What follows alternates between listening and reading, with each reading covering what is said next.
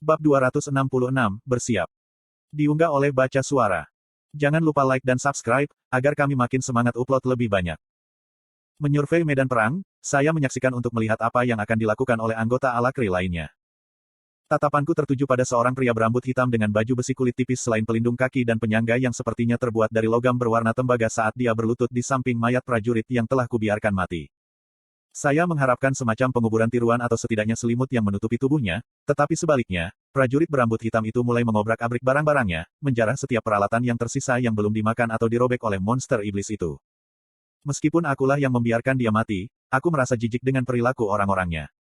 Sambil menggelengkan kepala, aku pergi, ingin ada jarak antara aku dan Alakrian.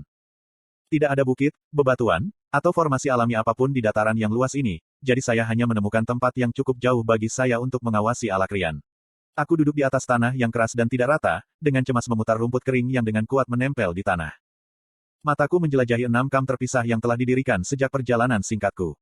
Tenda lipat telah dipasang dan api telah dinyalakan. Daging mentah yang telah disimpan dalam wadah tebal yang diambil dari penyimpanan dimensional apapun yang mereka miliki sedang dipanggang di atas api masing-masing, memenuhi udara dengan aroma daging yang manis dan berasap yang bercampur dengan rempah-rempah yang berat. Sejak turun ke sini, saya bisa bertahan dengan menyerap aether, fokus hanya pada bertahan dan tumbuh lebih kuat, tetapi pada saat inilah saya teringat akan keajaiban makanan. Tidak pernah terpikir aku akan melihat piknik di bawah dia. Tunggu, apa kau ngiler? Regis mengejek. Tidak, aku berseru, menyeka daguku sambil mengabaikan tawa Regis.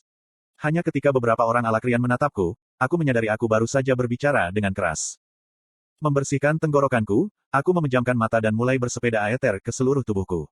Saya tidak perlu makan dan hampir tidak perlu tidur, jadi sebaiknya saya menyelesaikan beberapa pelatihan. Tanpa bantuan bahan aeterik seperti kristal atau mayat monster yang terbuat dari aether, saya tidak dapat menggunakan tahap 3 langkah untuk melatih bagian aether yang telah saya buat, jadi saya memilih untuk menyalurkan aether secara halus ke seluruh bagian tertentu dari tubuh saya. Perlahan-lahan buat lebih banyak bagian aether. Seseorang akan datang, Regis memperingatkan. Dengan wujudnya saat ini di dalam diriku, dia bisa melihat melalui tubuhku dan ke dunia luar seperti wadah kaca yang sedikit berwarna, seperti yang dia katakan. Meskipun agak mengganggu untuk dipikirkan pada awalnya, saya sudah lama terbiasa dengannya dan agak menghibur mengetahui bahwa saya memiliki sepasang mata lain yang mampu melihat ke belakang, meskipun sebagian besar, seperti sekarang, saya tidak membutuhkannya. Aku menoleh ke arah suara langkah kaki yang jelas terbuka kedoknya yang semakin dekat. Hanya beberapa meter jauhnya ada seorang gadis dengan rambut coklat muda yang duduk tepat di atas bahunya. Kerangka mungilnya yang tipis ditutupi oleh jubah penyihir hitam yang sengaja dilepaskan, menampilkan pakaian yang cukup terbuka sehingga mengundang lebih dari satu tatapan kagum untuk menjelajahi tubuhnya. Selain pakaiannya yang provokatif, di masing-masing tangannya ada sepiring daging panggang dan sayuran yang masih mengepul. Saya datang dengan damai, katanya sambil mengangkat piringnya. Aku sudah menyukainya, Arthur, Regis berkomentar sambil menghela nafas. Menahan keinginan untuk memutar mata, saya tetap diam, menjaga kewaspadaan saya. Saya tahu ada semua cerita horor tentang penikaman dari belakang di zona konvergensi, tetapi saya hanya ingin mengungkapkan rasa terima kasih saya, lanjutnya, tersenyum malu-malu. Jika bukan karena kamu membunuh begitu banyak Caralian, aku tidak yakin apakah timku dan aku akan berhasil. Aku mengerutkan kening, secara mental menghubungkan istilah Caralian dengan iblis berkepala bayi itu. Saya menghargai isyarat itu tetapi itu tidak perlu.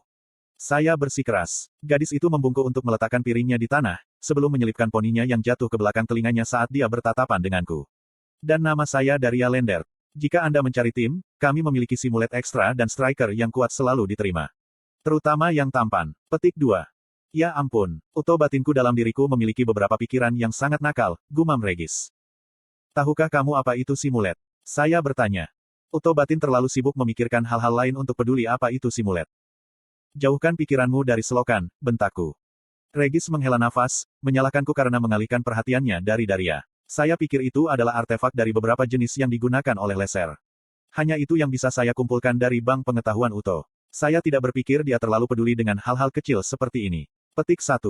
Betapa frustrasinya. Bukannya aku bisa bertanya tanpa menimbulkan kecurigaan, dan aku tidak cukup dekat dengan salah satu Alakrian ini untuk membuat hal-hal ini muncul secara alami dalam percakapan. Mataku tertuju pada bingkainya saat dia berjalan kembali ke kemahnya, mencoba mengingat mantra macam apa yang telah dia lontarkan, kemampuan macam apa yang dia miliki. Jubahnya menutupi tanda, lambang, atau lambang apapun yang kemungkinan besar dia telusuri di punggungnya. Kalau saja saya masih bisa melihat mana.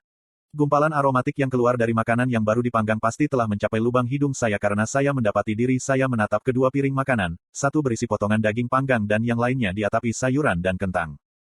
Mulutku yang mengeluarkan air liur memenangkan pertarungan melawan martabatku saat aku berjalan ke tempat Daria meninggalkan piring di tanah.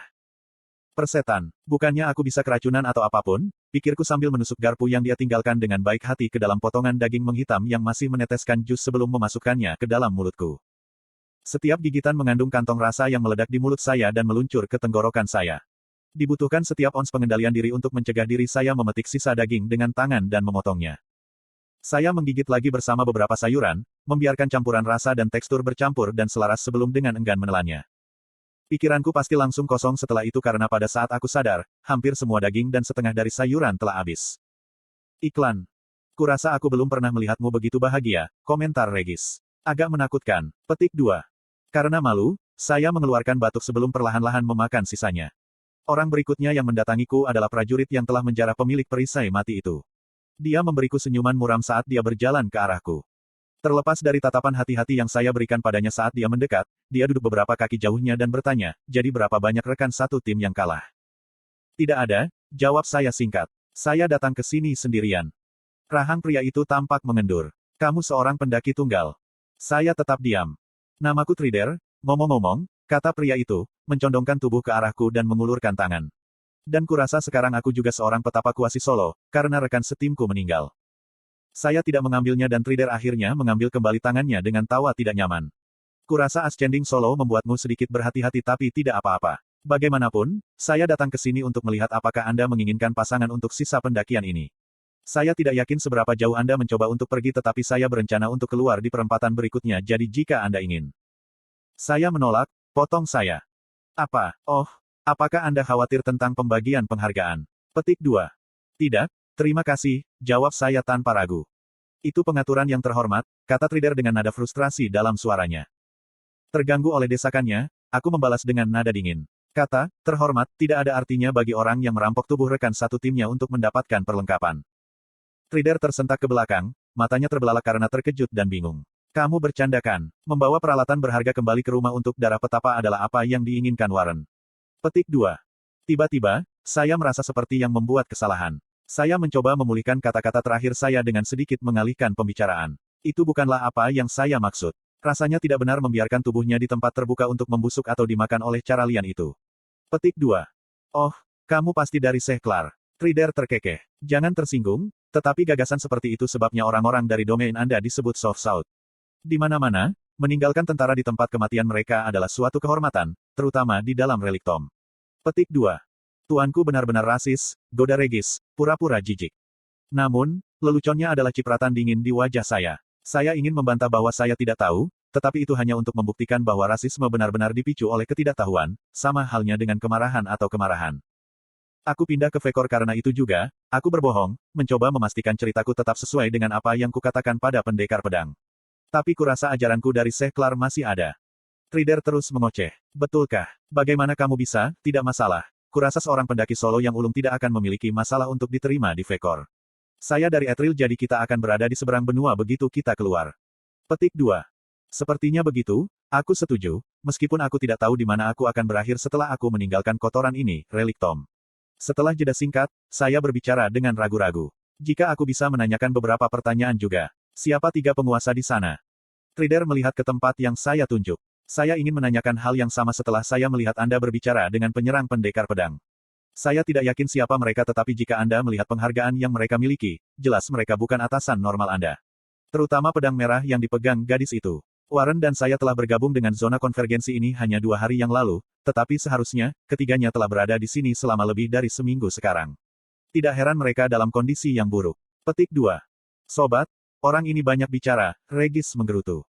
Ini menguntungkan kami, saya mengirim kembali.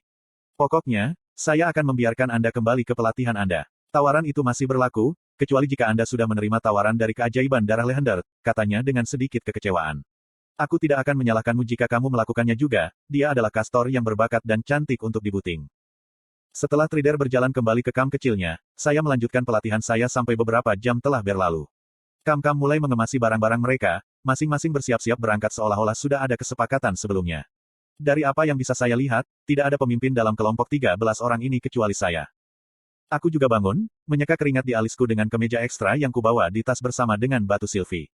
Taegen, Caera, dan pendekar pedang pergi lebih dulu, dengan kelompok Daria, satu-satunya kelompok yang terdiri dari 3 orang, segera menyusul. Daria menatapku penuh pengertian, mengharapkan aku untuk mengikutinya, tetapi ketika aku tidak melakukannya, alis tipisnya berkerut dan dia memalingkan wajahnya.